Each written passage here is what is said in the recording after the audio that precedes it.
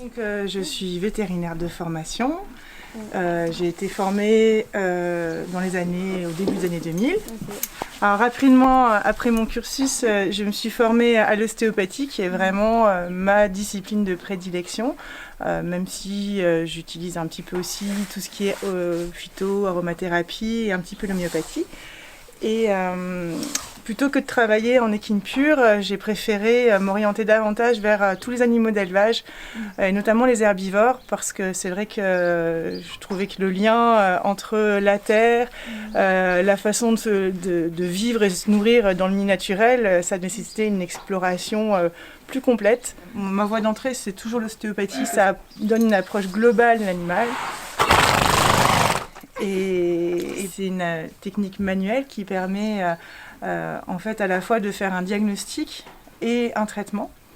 Et donc moi j'ai surdéveloppé dans ma pratique la partie diagnostic, savoir où sont les tensions, comment le cheval s'adapte sur ces problématiques.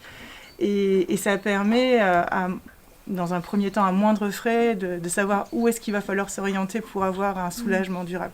Non, alors les gens des fois sont surpris parce que leur cheval a mal à un endroit bien précis et on passe toujours beaucoup de temps sur des zones qui semblent complètement hors sujet.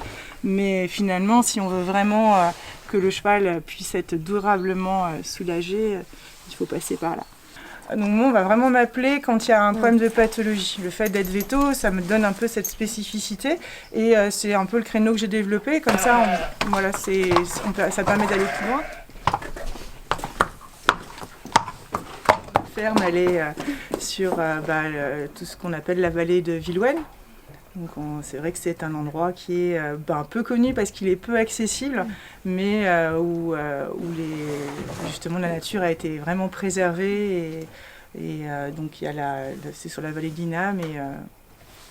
Puis là, elle n'a pas la même couleur l'hiver que l'été, elle est plus foncée l'hiver. Elle éclaircit un peu l'été.